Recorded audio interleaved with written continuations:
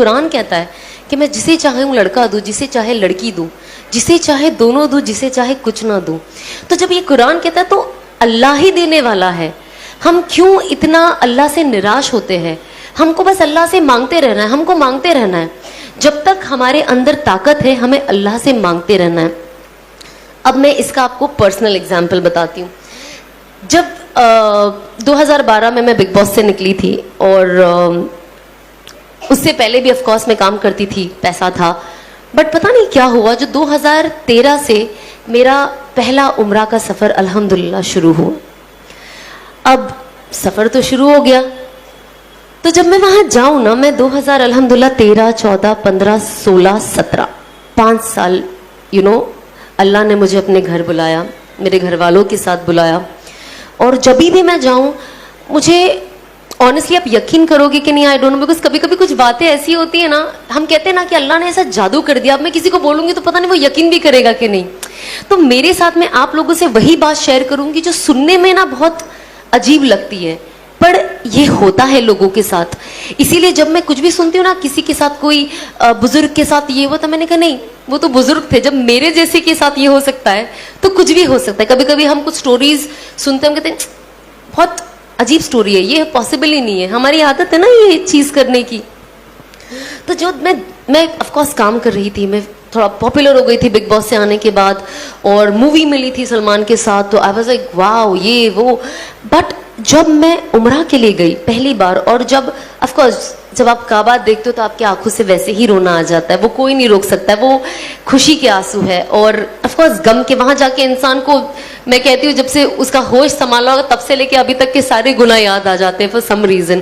तो जब मैंने पहली बार काबा देखा, और मुझसे पहले ही कहा गया था कि जब आप पहली बार काबा देखो ना, तो अल्लाह से खूब दुआ मांगो, खूब दुआ मांगो, और हर वो चीज़ मांगो जो आपके दिमाग में आती है।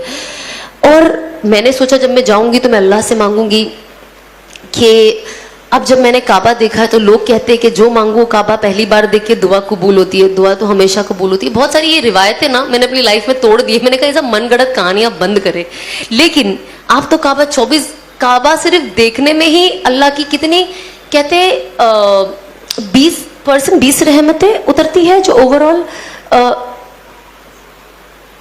ये फ़ज़ाइल अमाल में है, वॉल्यूम 2 में। अभी मेरी नई तालीम हो रही है तो थोड़ी बहुत ऊपर नीचे हो जाता है, प्लीज़ माफ़ कर देना। आई एम श्योर आप लोग मुझसे बहुत ज़्यादा जानते हो, मतलब वो होता है ना, टीचर के आगे बच्चा बोल रहा है, वही बात है। तो बस आप लोग सब मेरे टीचर हो, और मैं कोशिश कर रही हूँ सीखने की और बोलने की। जब मैं बोलती हूँ तो मुझे याद हो जाता है और पक्का। और आप लोगों को हर चीज़ बताने का सिर्फ यही नज़रिया है कि वो अमल में अपने अंदर ले आऊँ, क्योंकि हमको सबको शैतान से बचना है मरते दम तक। तो जब मैं वहाँ गई ना, तो मुझे ऐसा लगता था, पहले मैं जाऊँगी ना, मैं कहूँगी और पिक्चरें दे दे अल्लाह मियाँ मुझे, और काम दे दे, और पॉपुलर कर दे। मेरा दिमाग में यही था। पर अब यकीन नहीं मानोगे, जब मैं गई और मैंने पहली बार काबा देखा, मेरे दिल से ये दुआ निकली कि अल्लाह मुझे हिदायत दे दे।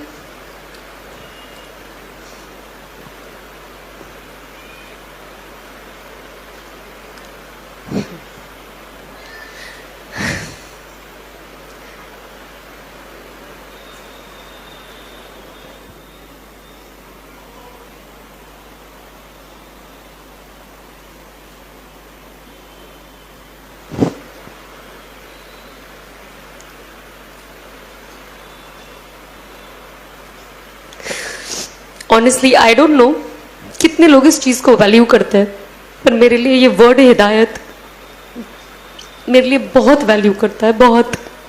इस चीज़ ने मेरी दुनिया और शायद मेरी आखिरत बदल दी है। और कहीं ना कहीं जो असबाबी तौर से दिखता है, मैं सोचती हूँ शायद मुझे जहन्नम की आग से बचा लिया है। तो जब ये वर्ड ही आता है ना, तो मेरा दिल बहुत भर जाता है कि अल्लाह ने कैसा कर दिया। मतलब जब हम पढ़ते हैं ना कुरान शरीफ, और उसमें लिख के आता है कि अल्लाह जिसे चाहे हिदायत दे। तो जब मैं एंड आती है ना एक और, कि I was lost and he found me and he guided मी, मैं गुमराह थी और उन्होंने मुझे सही रास्ता दिखाया। तो मैं कुरान शरीफ अभी भी जब भी पढ़ती हूँ, और जब वो आयत आती है और मैं पढ़ती हूँ ना, मेरे आँख से आंसू ऐसे टप टप गिरने लग जाते हैं, और मुझे रुकना पड़ता है कुछ वक्त, क्योंकि मैं खुद अभी तक ये डाइजेस्ट नहीं कर पाई हूँ कि अल्लाह ने ज़िंदगी मेरी कैसे बदल दी। बस अल्लाह इस्तिकामत दे और आखिरी दम तक हिदायत पे रखे और हिदायत पे मौत दे। तो मैंने अल्लाह से मांगा कि अल्लाह मुझे हिदायत दे दे और मुझे इस हराम से बचा लो और मुझे हलाल पे डाल दे। मुझे नहीं पता मैं क्या करूं। अगर मैं ये काम छोड़ूं तो मैं करूं क्या? मुझे तो कुछ आता भी नहीं है, जॉब पे तो मैं जा नहीं सकती, तो मैं क्या करूं? उसके बाद मैंने अनफॉर्चुनेटली दुनिया ऐसी है ना, ये बहुत सैड चीज़ है जो मैंने शादी के बाद भी बहुत एक्सपीरियंस किया है लोगों के ज़रिए, बट मैं अदरवाइज़ आपको एक्सपीरियंस बताऊंगी कि लोग कहते हैं, जो लोग थोड़े बेचारे गुमराह हो जाते हैं और जो थोड़े ज़्यादा हो जाते हैं मेरे जैसे, वो कहते हैं सब छोड़ दो, सब छोड़ दो, हिदायत पे आ जाओ, सही रास्ते पे आ जाओ, सही रास्ते पे आ जाओ, और ये तो फहाशी है और गैर महरमों के साथ ऐसे काम करना बेशक गलत है।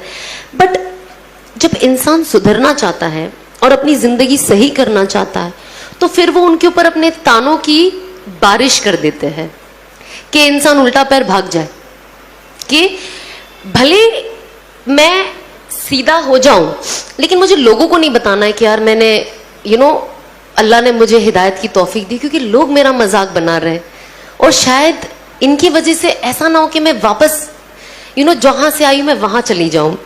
क्योंकि इंसान कमजोर होता है ना, इंसान ताने, आज हम घर में ताने सुनते तो कैसा लगता है कि घर से भाग जाओ, होता है ना कभी कभी फीलिंग, भागना नहीं है बट वो फीलिंग आती है ना एक इंसान को। तो जब इतनी सी चीज पे जब आपकी अम्मी आपको कुछ बोल दे या कुछ ऐसा हो जाए तो इंसान सोचता है यार कितना, क्यों ऐसे यार, मुझे क्यों ताने दे रहे, इंसान कितना रोता है। तो आप सोचो जो इंसान चेंज होकर आता है, जब उसके लिए ये सब बोला जाता है तो वो चीज लेना, एक्सेप्ट करना बहुत मुश्किल हो जाता है।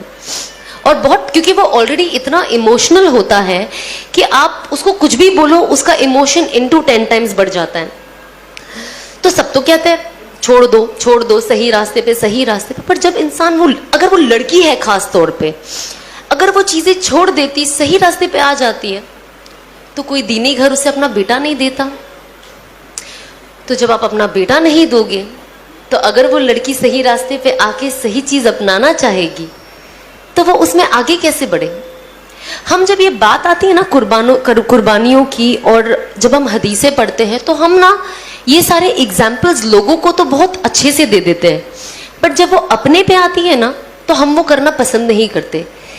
इसीलिए मैं मेरे हस्बैंड की बहुत ज़्यादा शुक्रगुजार हूँ और साथ ही साथ मेरे सास ससुर की, कि जो ये सारा सिचुएशन देखकर मुझे खुशी खुशी एक्सेप्ट किए। मेरे हस्बैंड ने एक इतना बड़ा स्टेप लिए, क्योंकि होता ना जो इंसान आलिम होता है तो उनके जो सराउंडिंग वाले होते हैं वो उनका दिमाग, कुछ लोग, नॉट ऑल, कुछ लोग ऐसा दिमाग में फितूर बिठा देते कि सामने वाला जो कुछ करना भी चाहता है तो उसे नहीं करने देते, क्योंकि उसको इतना डाउटफुल कर देते हैं कि आप तो इससे शादी कर रहे हो, ये टिकेगी कि नहीं।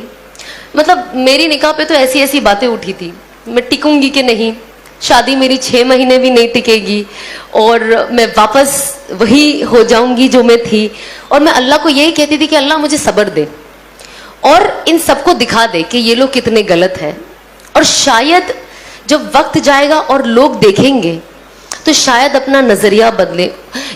मुझे जो चीज से मैं गुजर रही हूं अभी, और जो तकलीफ चीजें सुनकर मुझे हो रही है, लेकिन मेरे कुछ चीज को लोगों तक ऐसे पहुंचा कि मेरे बाद आने वाली लड़कियों के लिए आसानी कर दे, ताकि मेरे जैसी जो और लड़कियां हैं वो अपनी जिंदगी का रुख बदले। और अनस को देखकर जो लड़के हैं वो ये करने के लिए आगे बढ़े कि हमें लाया गया, इस हमें बातों के लिए तो ना लाया गया है। मैं तो यहाँ बैठ के बड़ी बड़ी बातें कर सकती हूँ, बड़ी बड़ी बातें कर सकती हूँ, लेकिन अगर मैं वो अमल नहीं करती हूँ तो कोई पॉइंट ही नहीं है। और अल्लाह कहता है ना कि जब आप दाई बनो और जब आप लोगों को कुछ बोलो, अगर मैं आज आपको बोलूंगी ना कि आपको 2 रकात नफिल पढ़नी है तो मुझे 4 रकात तो एटलीस्ट पढ़ने वाली होना चाहिए, तब अल्लाह मेरी बातों में वो वजन देंगे और वो जोर देंगे जो आप लोगों के दिल में जाके उतरेगी। वरना सिर्फ बातें यहाँ से सीधा वो डोर के बाहर हवा में निकल जानी है।